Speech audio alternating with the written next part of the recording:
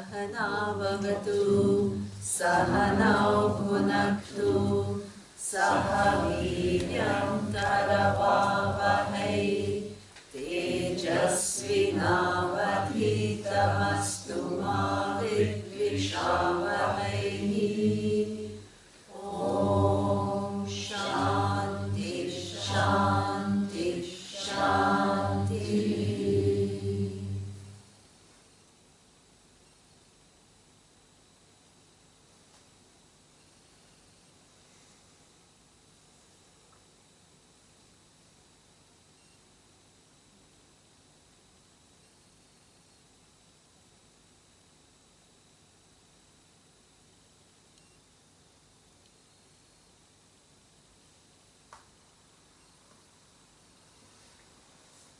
We saw yesterday that the nature of Atma is already full and already complete, and in fact, other than Atma, there is nothing else in the universe. Because everything else depends upon Atma for its existence, and Atma is independently existent. But this equation to solve is not an easy one. Ask her. Right? It's not easy. It's not easy. It's not easy, yes. So that means any discipline of knowledge, whether it is mathematics or physics or even art or dance, ask dancers how many years they need to practice, ask musicians how many years of practice it requires, right? Do you become a great singer overnight? No, right? So that means if you want to solve the biggest puzzle of life, that also requires preparation.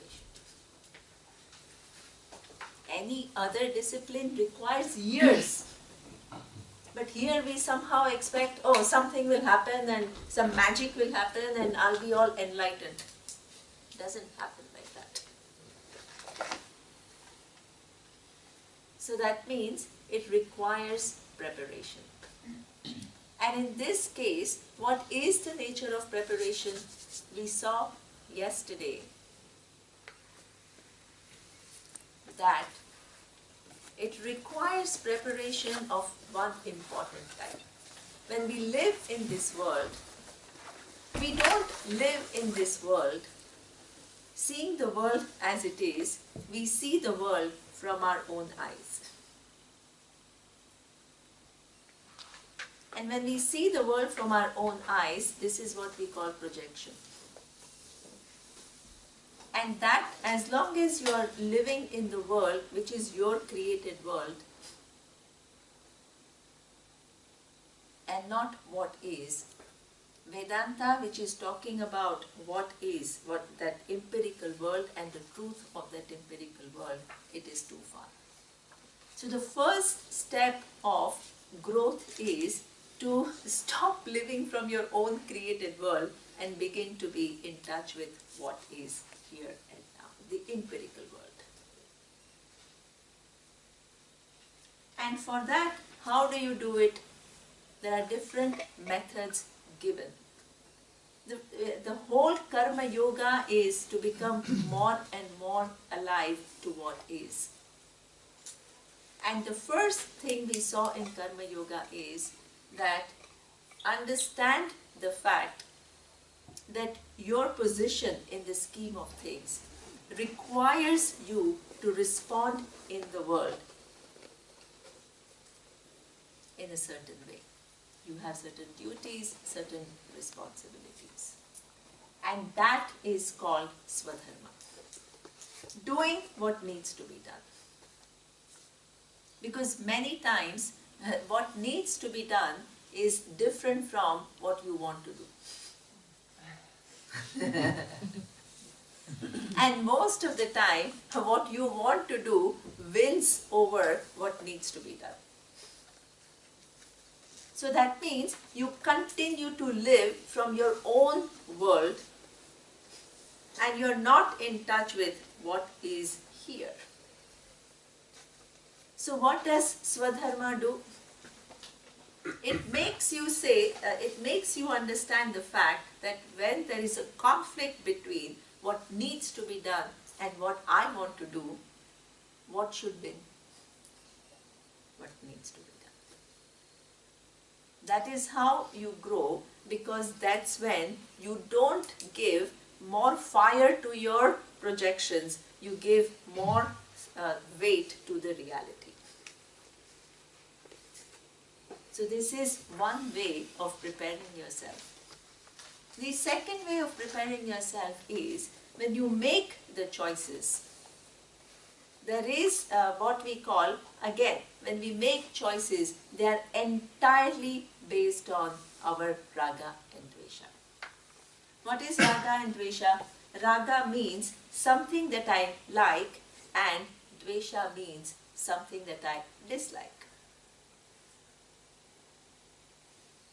So that means the whole life becomes trying to get what I like and trying to retain what I like, trying to get rid of what I don't like, and avoid what I don't like. And that's okay. But when samanya dharma, universal ethical values, come in conflict with my like and dislike, then sometimes my choices are in keeping with universal values, and sometimes my choices are in keeping with my raga and dvesha, my likes and dislikes. So I hear many people, that one common problem I hear people having, not here, everywhere in the world, that imagine you fall in love with a married man, raga dvesha.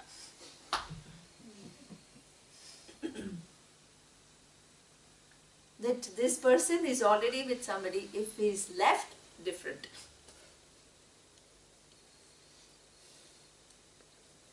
And then you, on one hand, you have your likes and dislikes, that you like this person, and on the other hand is dharma. And how we generally think we are good human beings, and yes, we are. But what then happens is, sometimes your raga and dvesha begins to take over. So therefore, it says that it's okay to have preferences, but if it is pursued at the cost of dharma, then there is a big consequence that we don't see, at that given point in time. But it does create conflict. It does create insecurities. It does create anxieties. And this is what, and ultimately it can also create unseen result. So therefore, what this whole life of karma yoga is, when raga and dvesha, your likes and dislikes, conflict with samanya dharma. Which samanya dharma here you are not honoring, non-hurting.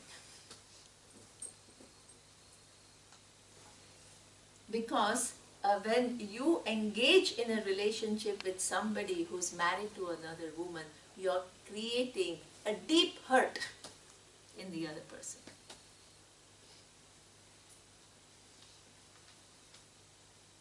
So therefore, these are the choices. When we make these choices, we have to be careful. So this is what we call samanya dharma. Samanya dharma is universal ethical value. In this case, which value? The value of non-hurting. My decisions, if they go against the universal value, then I have to restrain myself, because that is growth. If I just do what I feel like, then I'm living from what? My created world, not what is.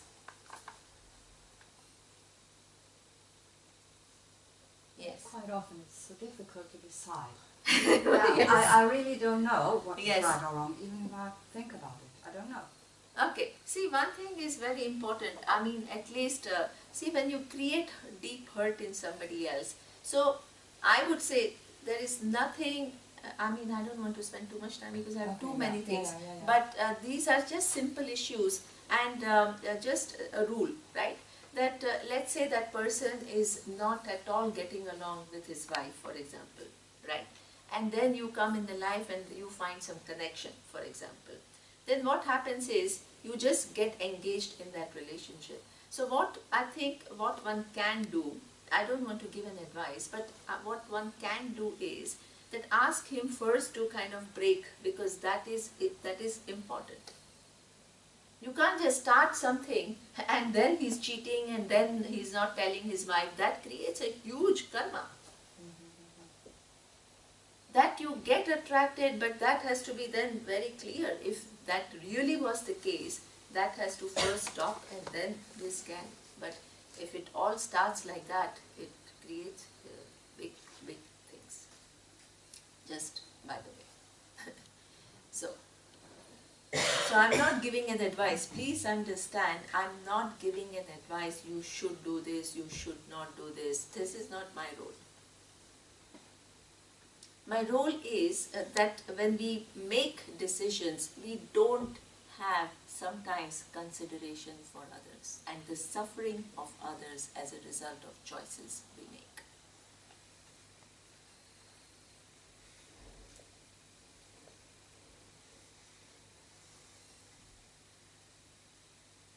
And therefore, you have to learn to be that sensitive person and find a way. Some things you have to do, but find a way which is ethical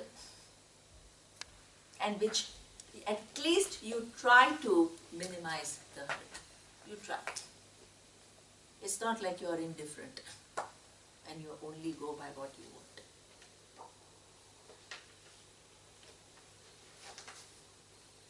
So therefore, this is what we call learning to live with what we call samanya dharma. This is your preparation for that final knowledge. You reduce your projections and you begin to do what needs to be done. The third thing we saw is even all these decision making is with reference to today, how you are going to make decisions. Samanya dharma, swadharma.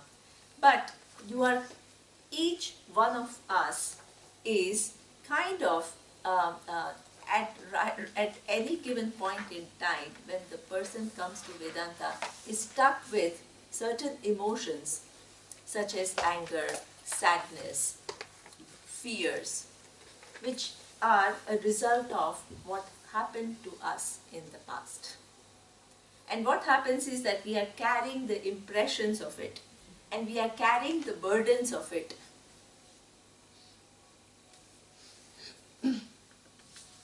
And now, and that means, again, that makes us live from life from our own heaviness.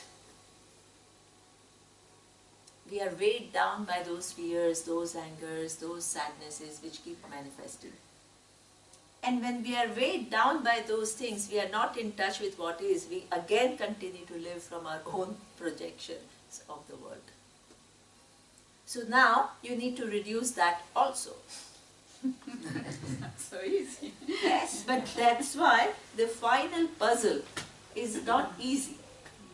If I ask you do PhD in physics, is it easy? No. If I ask you to become a very excellent musician who's performing in the New York Philharmonic, is it easy?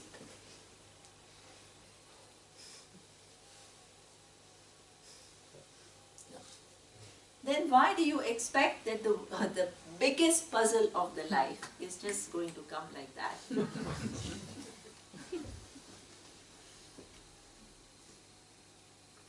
But I tell you, every time that you work on yourself and reduce your subjectivity, there is the feedback from the universe. You will feel good. You will begin to relax. You will avoid conflicts. You will begin to be cheerful. That is the biggest reward. It's not that only when you get this knowledge, which is final knowledge, then only, oh, some bliss will come, and otherwise you are like struggling. No. These are all our projections. We don't understand what Vedanta is saying, what Bhagavad Gita is saying. So we create a fantasy in our mind and start living from that fantasy. And we overlook all these verses which are talking about growth, which is such an important part of knowing the reality. We skim through them.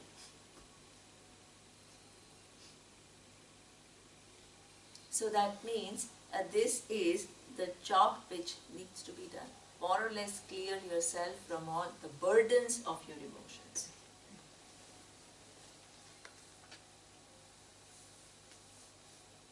And the fourth thing which is part of Karma Yoga, and that is what, even if you do all of that, right? You do Samanya Dharma, universal ethical values you follow, you do your duties and responsibilities, you take care of your emotional loads, still things may not happen your way all the time. So that means there is another source of upheaval. And that also has a solution. And that solution is that you begin to understand that the results are not in your hand. Because they are really not in your hand. Yesterday we went to the restaurant and he was applying this more or less what? Equal and opposite. And his dosa, that what he ordered, came last. So he says it is less than expected, but the food was good, so it is more than expected, so it's now equal. So therefore, that is true in starting from the restaurant, your dosa, to everything else in life.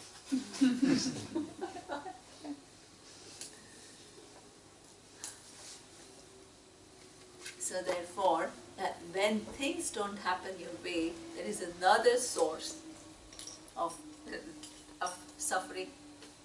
Then the only way you can have a certain amount of samatva, certain amount of equilibrium, is by understanding that these results which are not in your hand, they are not just random.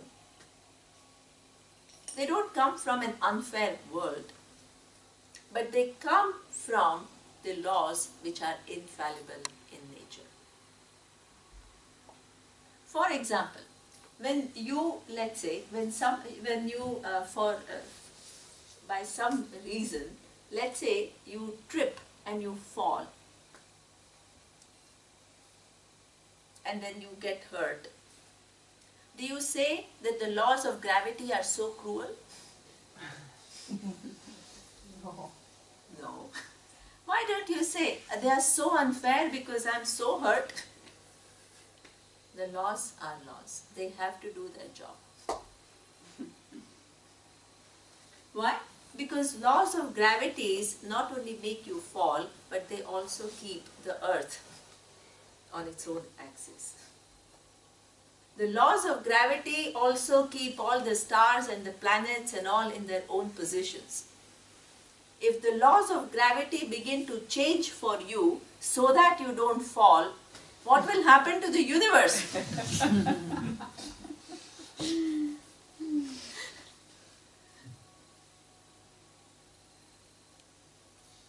So that means, please don't begin to think that the universe acts according to your whims and fancies.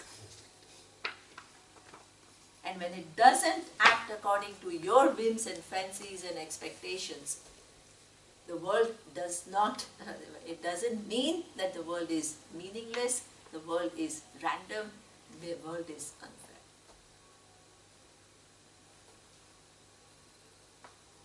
So therefore, this is all change of mindset. Reducing Jiva Srishti, reducing your personal projections on the world and begin to see the world as it is and start living in the world. Begin to function in the world properly. First preparation.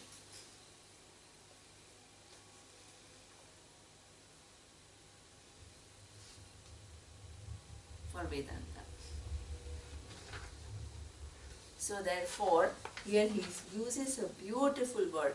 He says, the minute you begin to understand that the world is very intelligently put together, the forces are so intricately designed, and they're all interconnected, and there are causes and causes and causes from the past to the present, and everything is connected to give me the result. And this is why I can't always get what I want.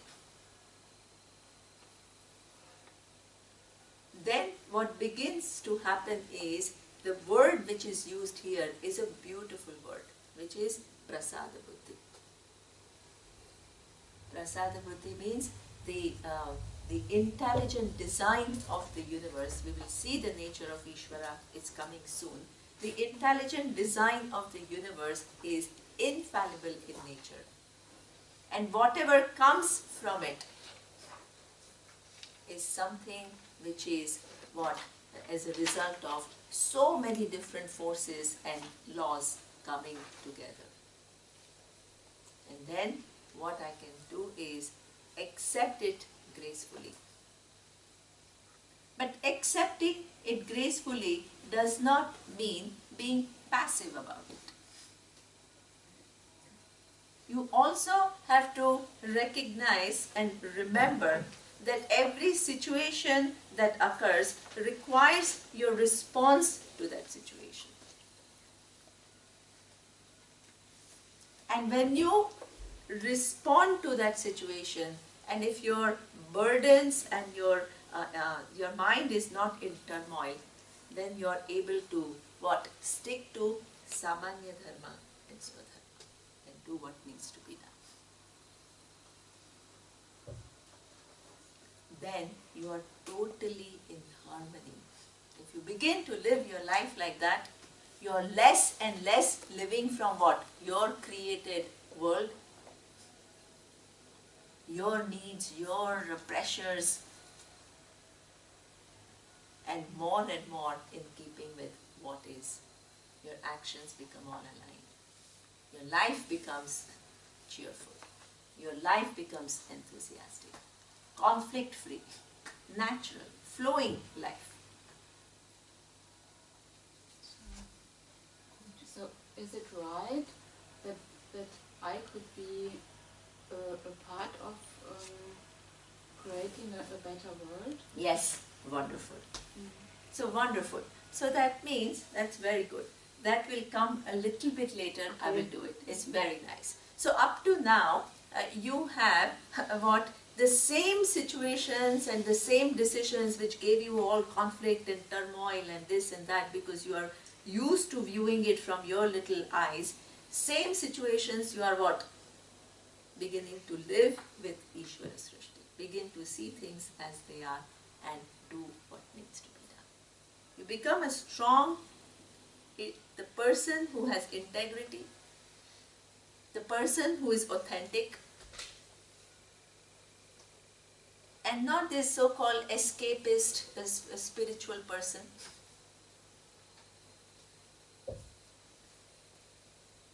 You begin to have strength. That is how the growth is. Now, next. So now, this is what the life of Karma Yoga is meant to do for you. Now, the next. I can't spend too much time. I always have to be careful about time. Now, the next verse. Shri Bhagavan Vacha Lokesmin Vividha Nishta Pura Prokta Maya Naga Jnana Yogena Sankhyanam Karma Yogena Yoginam.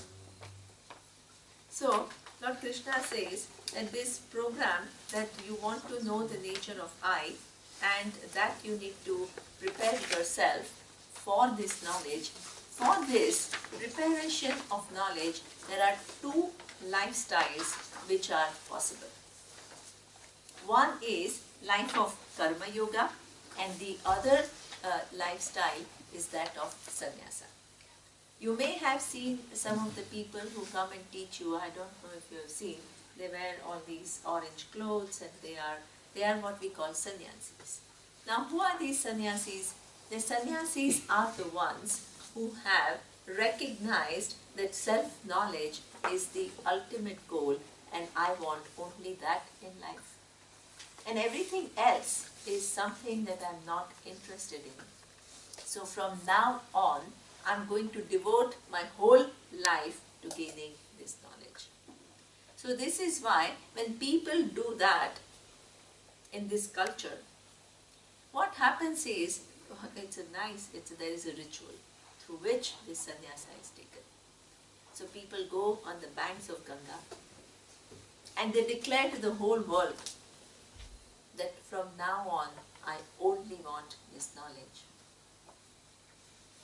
And my life is going to be dedicated to learning and sharing this knowledge. That is a sannyasi. So this is what we call a sannyasa lifestyle. And the second is what? Karma yogi lifestyle. What is this karma yoga lifestyle? You continue to do what you have to do. You continue to live in the world. And before the same world which gave you pain because you viewed the world from your vision, the same world you have to what? Convert into a non-problematic world by seeing what is.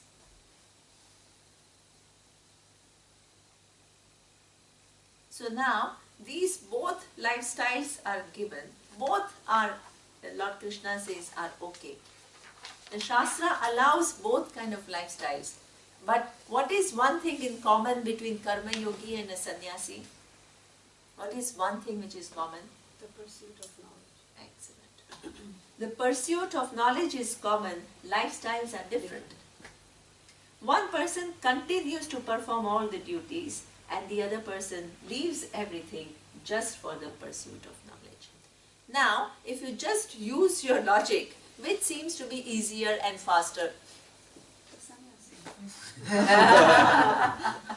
The sannyasi seems to be easier and faster, right? All you have to do is to sit and study and contemplate, and that's all. And you have no responsibilities, no relational issues to sort. Easy. Lord Krishna doesn't seem to think so. He says what? What he says is, Dana yogena sankhyanam karma yogena yoginam. This is okay. Now in the next I will do it together. Please look at verse 15, because that he answers. Please look at verse 15 and I'll come back. Okay. So here he says, I will chant this verse. Sannyasa karma yogascha nishreyasa karabhubho tayostu karma sannyasat karma yogo vishishyate.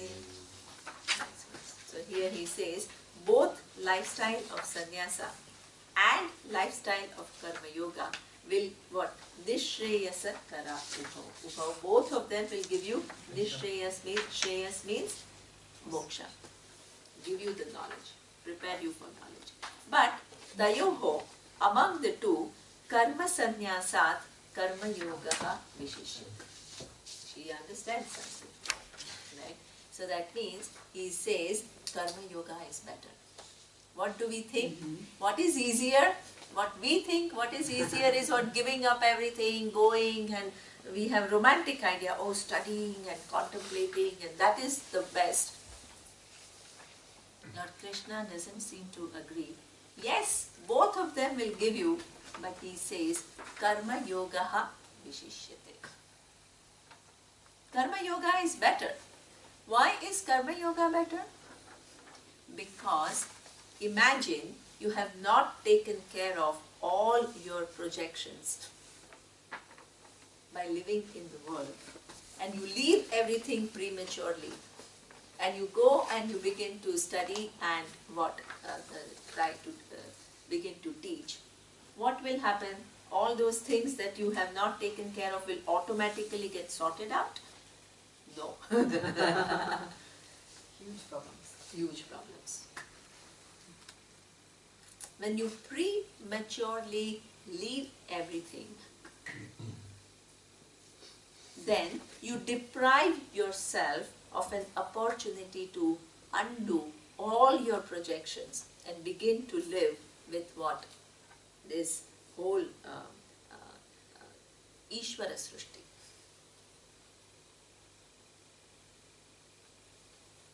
So that means very often we see that a person, if you take sannyasa prematurely, and if you have not taken care of certain basic issues. What are the basic issues? Your emotional well-being, or your understanding and establishing yourself well in dharma.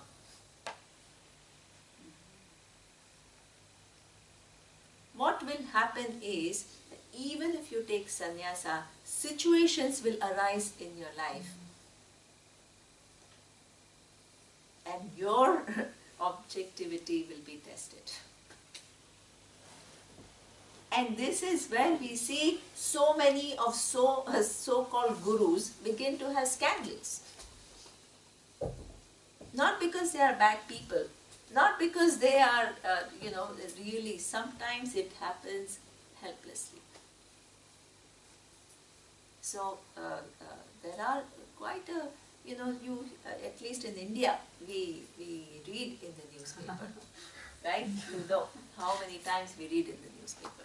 Some guru and everybody was going to that guru, and then that guru abuses so many people. Not taking care of yourself. Using this knowledge to bypass all this growth. It seems like the easy way out, but it gets you more and more into adharma. So that means you start living a split life. You go and tell people, oh, one has to follow dharma, but behind the back, you yourself are just abusing things.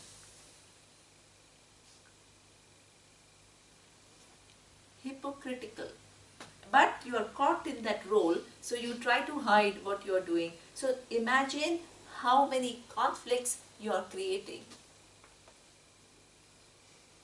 for yourself, and how many people you are hurting by your behaviors because they looked up to you and now they find out that you are like this person.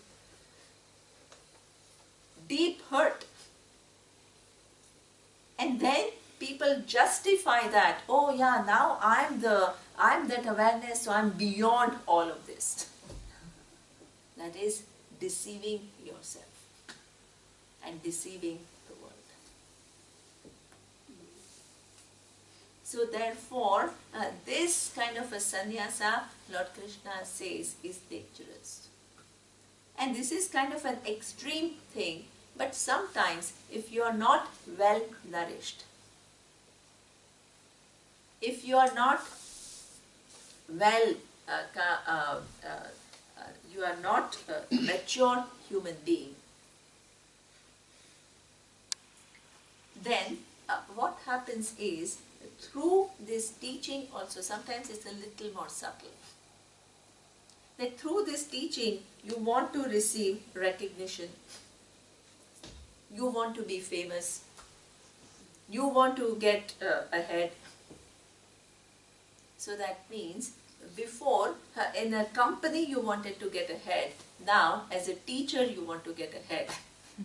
Your mindset has remained the same. So what Lord Krishna is saying is, hey, if you are using sannyasa to escape all this, then it will be counterproductive. It will not take you closer to the goal, it will take you what? Farther from the goal. Whereas a karma yogi who is honest and sincere and is really using life and his experiences to follow dharma, at least he is on the way, much more. Now, that does not mean, please understand, every sannyasi is like that. That's not the message. It's not every sannyasi is escaping, every sannyasi is only a fake person. Please don't think that. Not at all. There are a lot of sannyasis who really have dedicated their life to this knowledge. And even while they are sannyasis, our teacher used to tell them, use it, even your role as a sannyasa, use it for your growth. Don't tell yourself, oh, now I'm like, oh, I've I've done all the part of growth. Use your circumstances, even as a sannyasi, to continue to grow. So that means both lifestyles are valid. Both lifestyles are kind of allowed by the Shastra. Both can give you sannyasa, but both have to be used to grow. One thing which is non-negotiable is the growth. You can't avoid it. The growth is preparation for the knowledge. And therefore, he says, don't be in a hurry. That there is a whole, reducing your subjectivities, reducing your projections, and living more and more with the empirical realities. That is the first step. Then from empirical realities to the final truth. This is the way it is. You can't go from primary school to PhD. You have to go through what? Secondary, undergraduate, masters and PhD. So, life of karma yoga is essential. Life of growth is essential. Whether you do it as sannyasi or you do it as karma yogi. You have a question? Yeah. Does it mean that actually nobody can give you sannyasi, but you have to recognize by yourself? Okay, that's a good question. That's a very good question. In fact, generally the tradition is that, how do you know that this pursuit is what I want in life? By the time you make the decision that this is the pursuit, you already have some teacher from whom you have learned so that you know, okay, this sounds like a real pursuit for me, right? So that means when you take sannyasa, it is not entirely your decision. It is also the decision of, it's a joint decision between the teacher and you.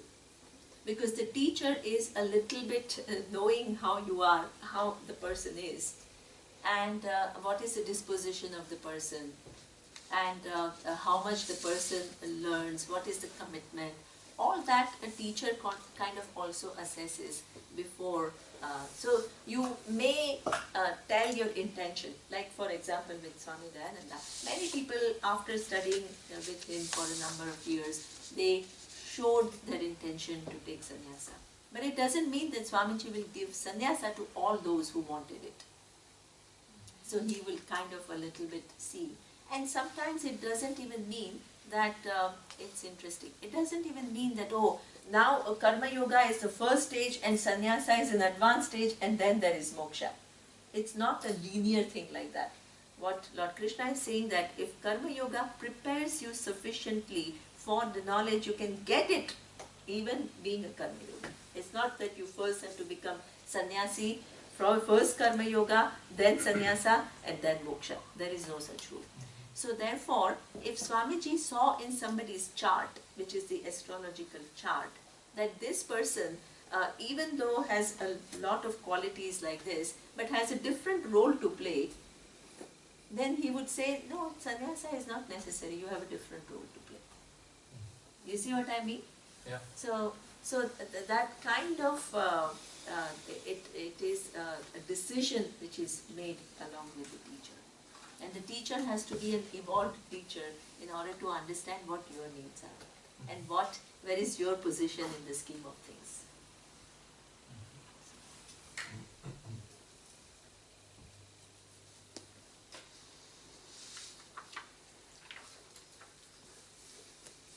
Now. I have one more. Yeah, sure. And for sannyasin, it's better to live in ashram than to live in the world. It's Well, difficult actually, to live in the world. What do you no, think? see, if a sannyasi, it depends, because most of the sannyasis who are now, for example, from my course, 80% of the students that I have studied with, they are all sannyasis. So this Swamiji who comes, Tattva Rupananda, Yeah. we studied together. We were Okay. classmates in the same class with Swamiji.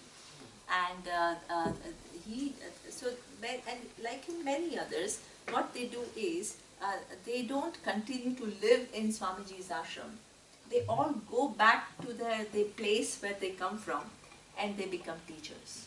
Okay. So initially they require a little bit of support, yeah, right? Because you imagine you graduate and now you have to start teaching. So initially Swamiji used to help them to kind of set them up. But later on they become the people who are teaching, contributing to the community, and they create their own kind of a place rather than sticking to that same institute where we all came from. So this is how it is. But some stay in the ashram. Some stay, but very few. Very Because few. there's not enough space Yes, for everybody. not only. No, I think it's not just a matter of space, it is a matter of contribution. See, you have studied, now it is your time to go and, share this knowledge with others. And in that sharing of the knowledge, and you'll have to look after yourself, you have to set up your own thing, is your growth. So that means life doesn't stop with Vedanta, you have to continue your life and continue to play your part. So that is the idea. Otherwise it becomes like a old age home where you just kind of go and vegetate, and that is not what it is. Life has to go on. And in that how there are some people who are so smart. They are smart in a very positive sense, They are very, they want to teach, but I can go out of the course and I can say, oh, I want to teach, but there is no guarantee that I'll get people, right? I mean, somebody has to come to me. So many of them were very, that they made intelligent choices, and now they are doing well, and it's nice to share this knowledge. And some of them are, we want to teach, but, nobody comes to us. So they are back in, the same mentality. So this is where you have to use your life, and you have to navigate your life intelligently. So therefore, and Swamiji used to encourage people to become contributors. So, the next. Devan bhavayata nena te deva bhavayantu vaha parasparam bhavayantaha shreya paramavapsyata. So, there is one more aspect of Karma Yoga, and that aspect of Karma Yoga, so up to now we saw emotions, Svadharma, Samanya Dharma, responding to results. There is one more aspect of Karma Yoga, which is understanding the interconnectedness and interdependence in the universe. That's where you begin to have a bigger picture. So that means when you live your life, generally your focus is only on yourself, right? And here what you have to become is a relatively big person who begins to see your connection with all the human beings, all the living beings, not only human beings, other living beings, the forces of the nature. And you have to learn to flow with all of them, because all of them are what interconnected. So that means you become much bigger in your vision. So this is what is idea which is expressed by this word. Devan, I will chant, I did it? Okay. So Devan bhavayatanena te deva bhavayantu maha. So that means begin to take in your vision the magic of the universe, and begin to have gratitude for all the devas. What is this deva? Deva stands for different forces of the universe. This beautiful chant that she chanted, Shanno Mitra Shamvaruna, Shanno Bhavatvaryama, Shanna Indro Bruhaspati, Shanno Vishnu Gurukramaha, Namo Brahmane Namaste Vaya, Tvameva Pratyaksha Brahmasi. So that means, what is she chanting? She's chanting what this verse is talking about. That, my namaskara, look at this, my namaskara to the waters. Why? Because without water, your life is not possible. And the water, you can't go, in Bombay, we lived right in front of the ocean for a couple of years. And there's water everywhere. But in our building, there was some problem and there was no water for 2 days. And I said, oh my God, we live in front of the ocean. And we can't just go and get the water from the ocean. It is not potable. And use it for our purpose. That ocean water to become potable water, there is a whole big work that goes on in the universe. What is the work that goes on in the universe to make the same ocean water a potable water? What do you need to do? You need participation of the sun, which makes the ocean water evaporate and form the clouds. You need a certain pressure before the clouds produce the rain. And so that means that this whole universe is almost like a natural factory, making the ocean water into your drinking water. And so many forces participate in that process. And they don't take holidays. Because if they take holidays, you have a drought. And when you have drought, there is no food to eat. And there is no water to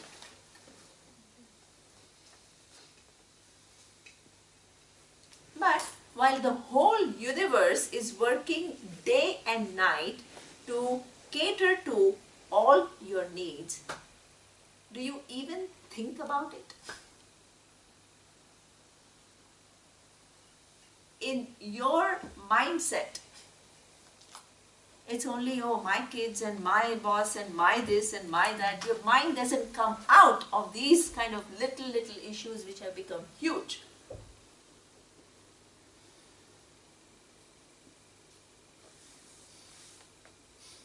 So that means you have to begin to see the magic that is in the universe. You have to expand yourself.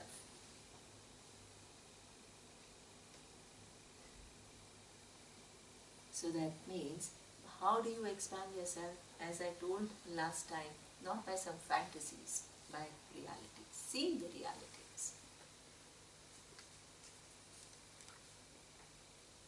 My namaskara to the waters.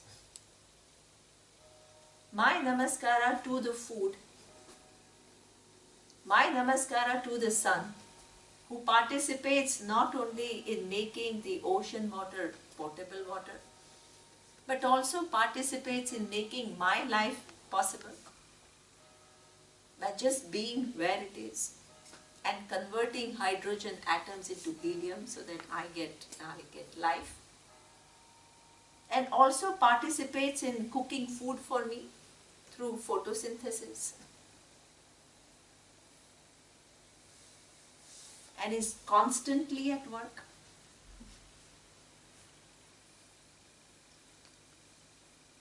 And therefore, I begin to what? The minute I begin to what? Deva bhavaya yena.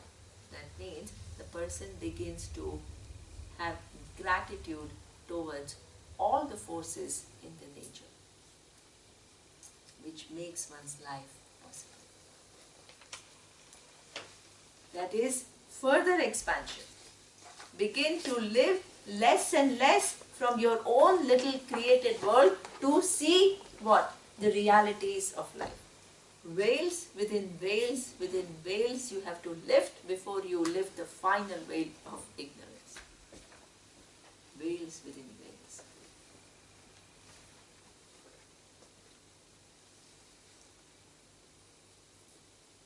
So that means you begin to flow with the whole universe. Your existence is the least harming.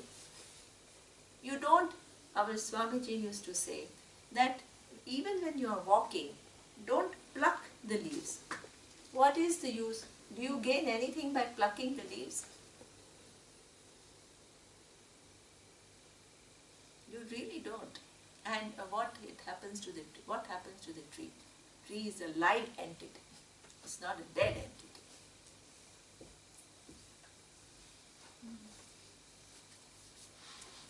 That you need food to survive, wonderful. You take as much as you have to take. But unnecessarily causing harm to all the different forces in the nature, and thinking that the forces of the nature are all, I am the law, I am the king, and they are all made to serve me. This is a very arrogant way to live life.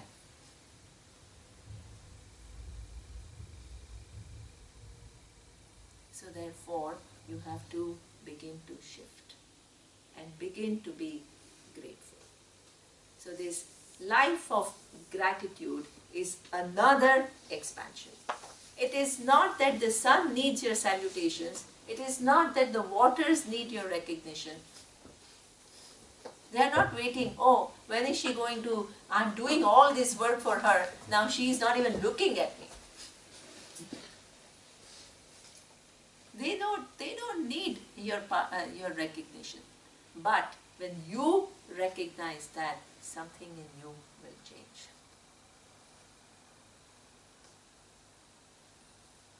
The way you live will change.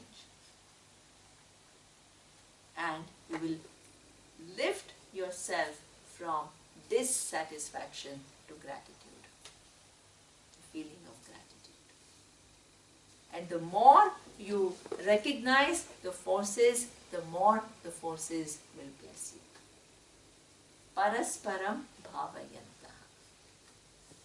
The more you take care of the waters, the more you will benefit and benefit the future generations.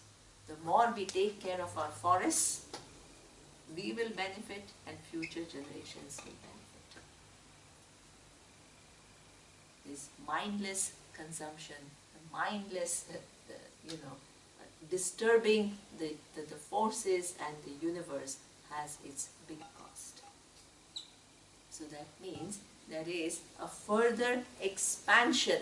Karma yoga is not just, I do my dharma and I do Samanya Dharma, it is a further expansion of expressing your connection with the universe. Next.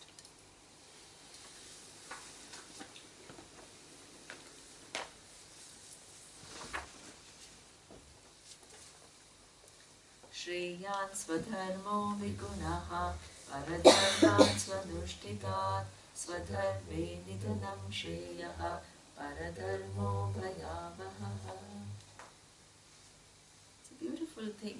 And then he says that this dharma, and that is more like what Sabina said. Either you can narrowly define the dharma and say, oh, okay, I have duties towards my family and I have duties towards my boss and my organization that I'm working for and little community that you have.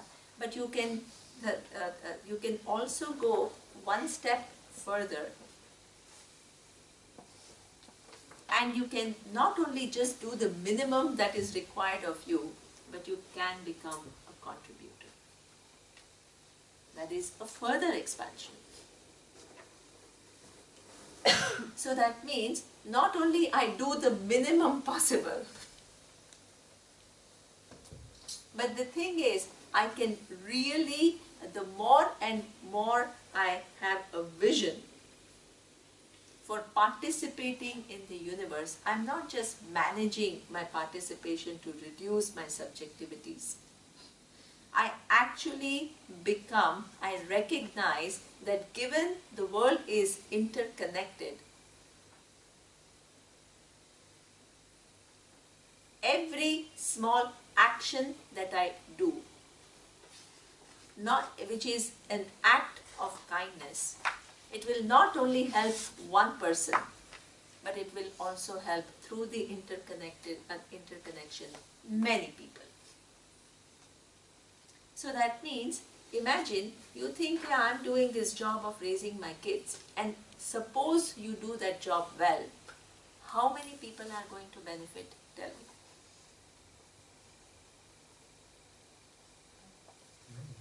Many. Or Who? the people Tell me. who are in touch with them or not. Exactly. So you're not only helping that person, and you're also not helping only yourself, because once you have good kids, you also are happy. So not only you help each other, but you help so many other people, because the same kids go to school and they have to behave with other kids. The same kid gets married and has to behave in a certain way with his wife. The same kid becomes a father and has his own children. The same kid then later on goes to work and deals with the colleague. By changing the life of one human being, how many human beings have you touched?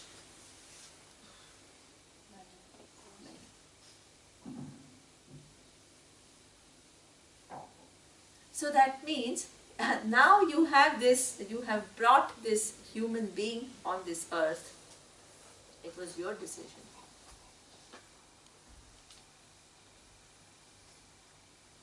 And then you say, oh, I have no time.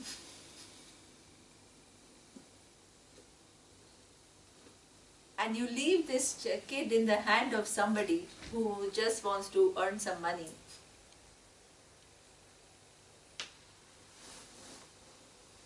And the child, sometimes people tell me they came home from work and there was nobody and just switched TV and like couch potatoes, just watch TV.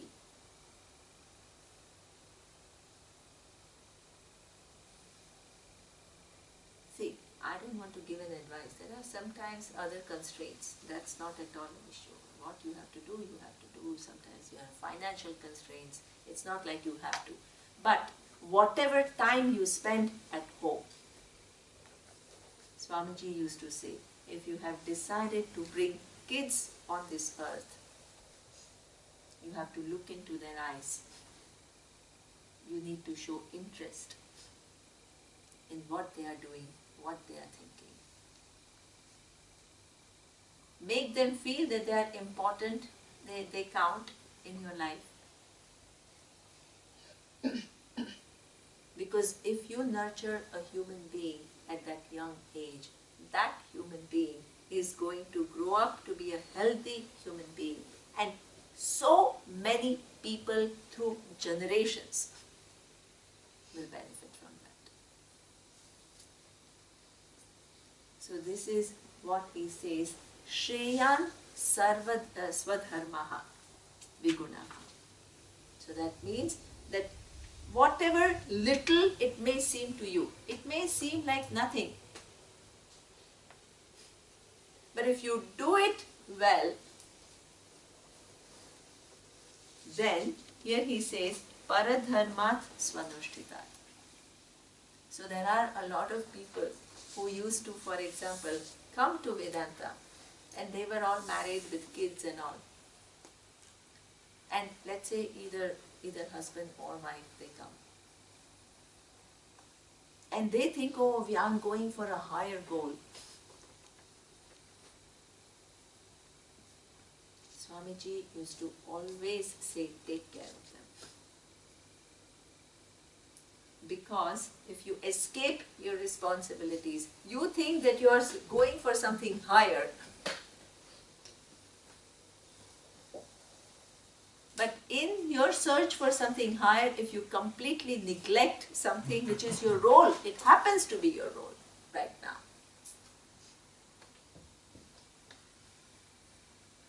Then you end up hurting so many people. So this is what he says, Shreyan Swadharmaha Vigunaha Paradharmat Swanushtita. A well done job of whatever your responsibility is something which is extremely important, because through that there is your growth. And as you begin to be not only somebody who grows, but begins to be a contributor to the society by doing things well, it will also open the doors for all these Shastra will begin to sink in. It will not seem like some first time somebody listened to Vedanta about nature of Atma and all. And she says, this seems like some Star Wars story. It's like, oh, Atma, the awareness and everything is pervaded by it and the whole world collapses into it and time and space also collapse into it and wow, this is me? Is it talking about me?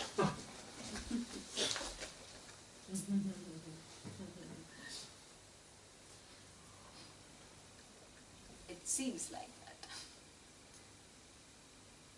From this, you have to expand and more touch with everything. Where your buddhi begins to be prepared and you begin to see how true these words are.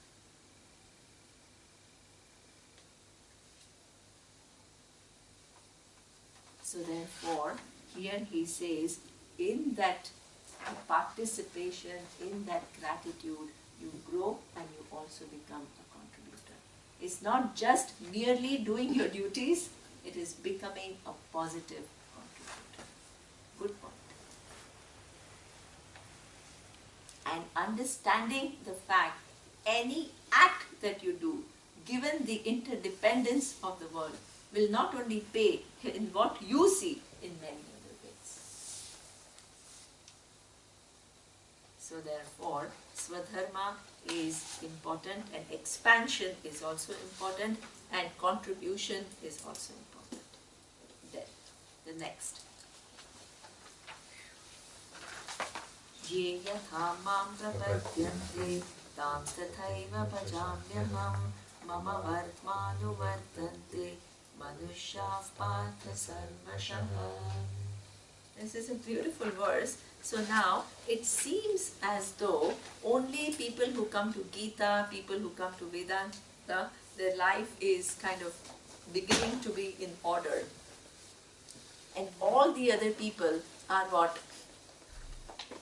All lost in life. Seems like that. But Lord Krishna says it is not so. Why is it not so? as we will see little bit later in the next, it will come in next 3 or 4 verses, in the vision of the Gita, all that is here is Ishvara. So that means there is no human being who is really off track. This is a wonderful thing to hear, because you do what you have to do, but you don't begin to judge others.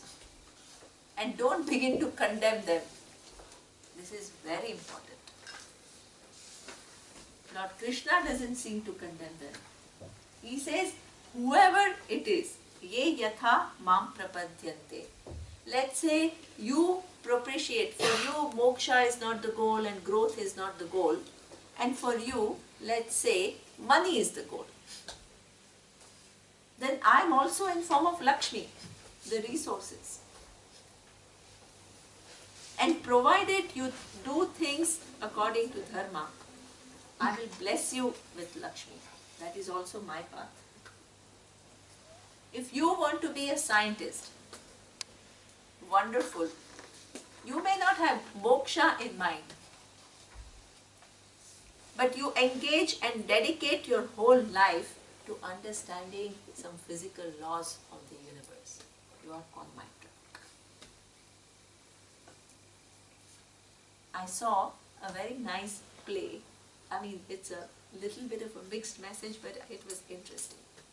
I saw there is a very nice play in Bombay, a live theatre, about Albert Einstein. And in that play, they show he as a human being, as a scientist, and highly accomplished scientist. But he is reflecting about his own life.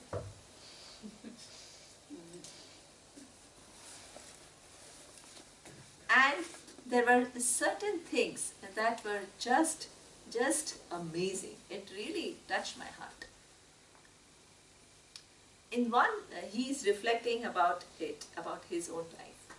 And he says, I was so engaged in finding out all these mysteries of the universe, and finding things and all the formulas and all the intricate design that is there in the universe. My mind was totally absorbed in it. And that gave me this sense of wonder and engagement. But then he says, I was so preoccupied with that. My wife was in the second room, she was dying. I didn't even go to see her.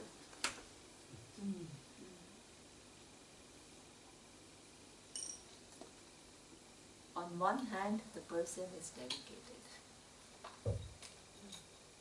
totally given to this, nothing matters, all this design of the universe. This is not an ordinary human being. You can't dismiss him, oh, he hasn't come to Vedanta, so therefore he's not. Exceptional human beings. But the same exceptional human being can be what? So engrossed in one pursuit that what? Can totally disregard something else. Then towards the end of the play, there was a very nice thing, that after the Second World War, he was a professor at Princeton University, a professor of physics, and he was offered to be the president of a newly formed Israel state.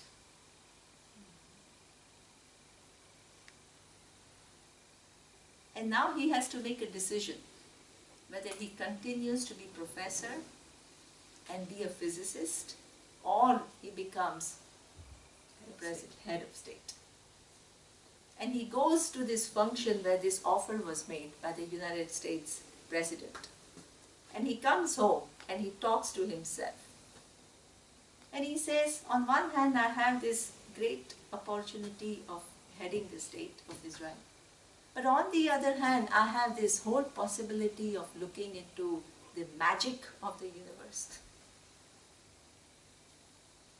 And it seems that my devotion and my connection to finding the truths of the universe is far more strong than my need for any power.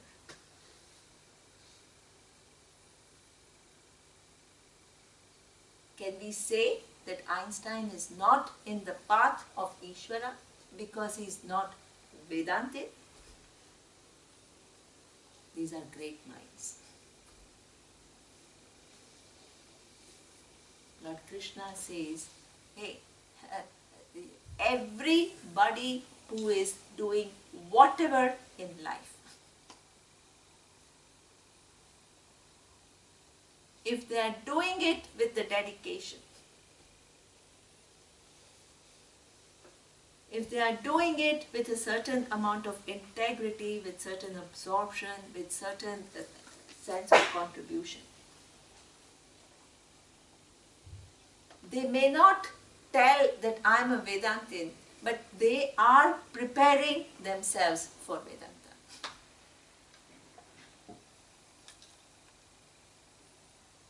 A mind like that, if you expose them to Vedanta, it will be very quick.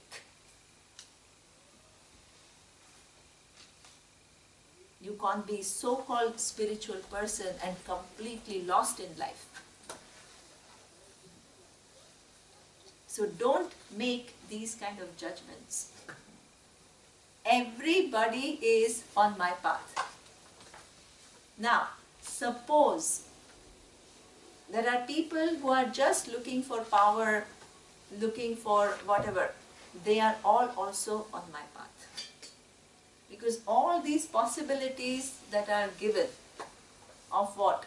Artha, Kama, Dharma, they are all within Ishvara. Nothing is outside Ishvara. And in fact, the whole first portion of Karma Kanda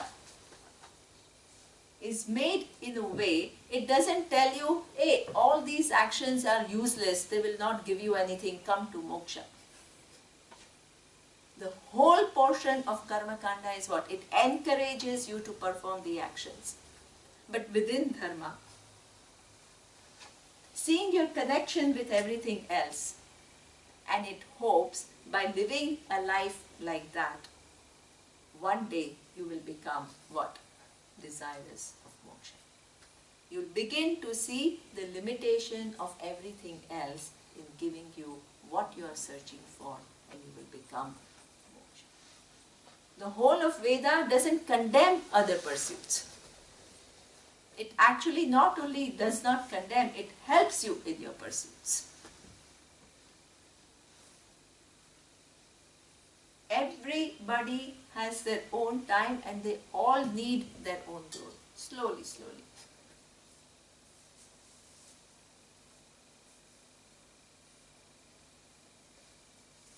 And then one day they become people who begin to recognize the limitation of all their pursuits.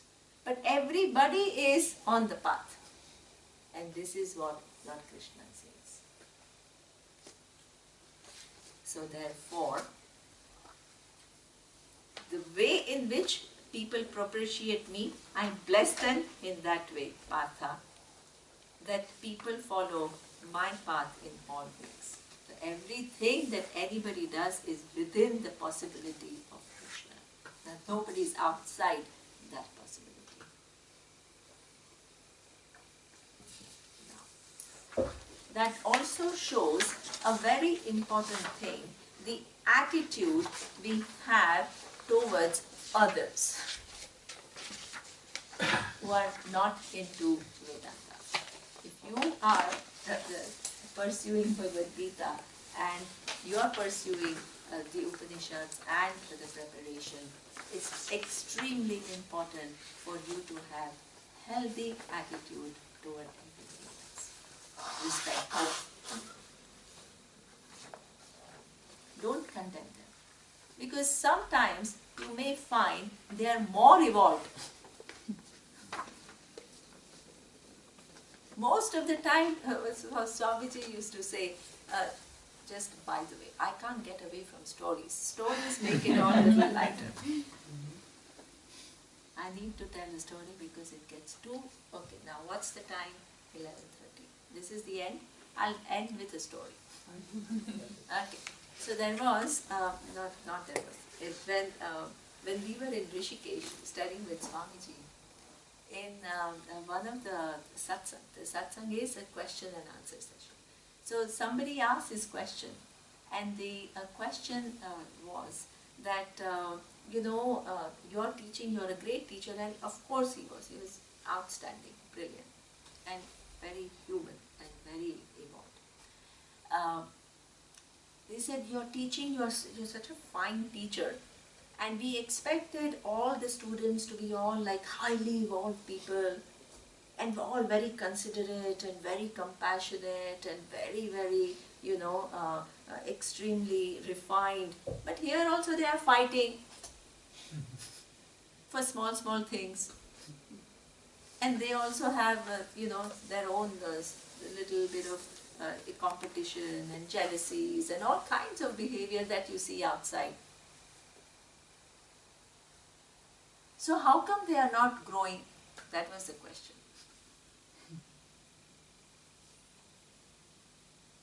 And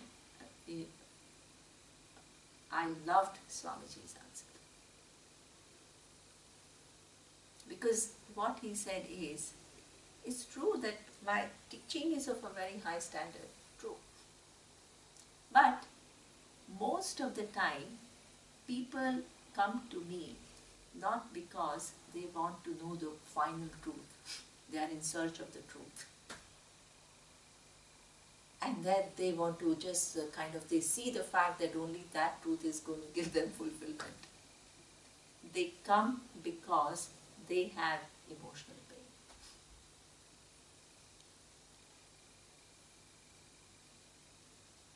They have had life which has given them suffering, and sometimes a little bit more than normal. And they don't know how to handle it. And actually, they come in search for not the final truth, but what? Somehow to have some kind of a relief from all the suffering that they are stuck with.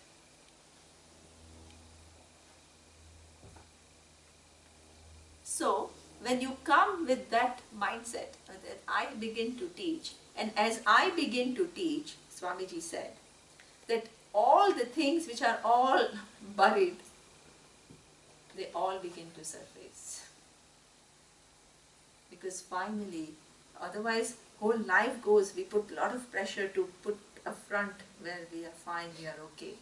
But now, with this teaching and everything, you get little relaxed, and as you get relaxed, everything starts to come out.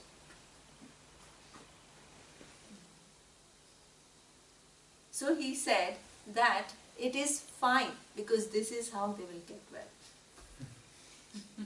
It's okay that it comes out, because it has to come out, and it has to be dealt with. And it can't be dealt with overnight. So for the time being, they may look more abnormal than a normally abnormal person outside.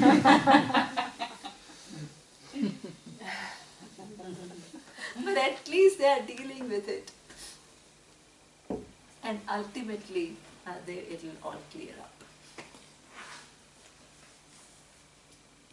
Person of vision.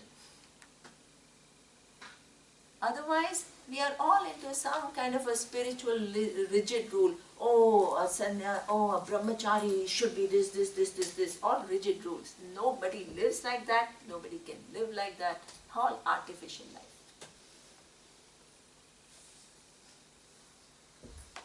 No understanding of human nature.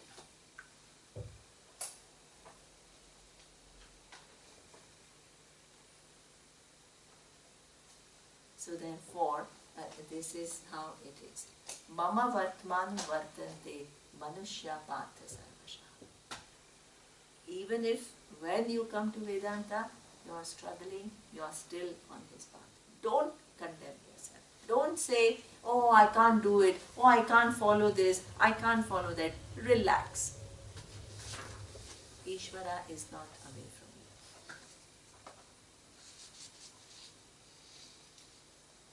You have to do your part, little by little.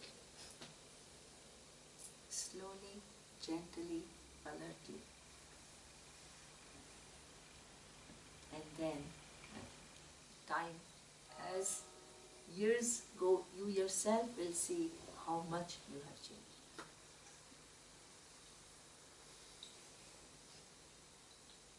So, this is what it is. Okay. Next will be Om Purnamadam Purnamidam Purnat Purnamudachyate Purnasya Purnamadaya Purnamevavashishyate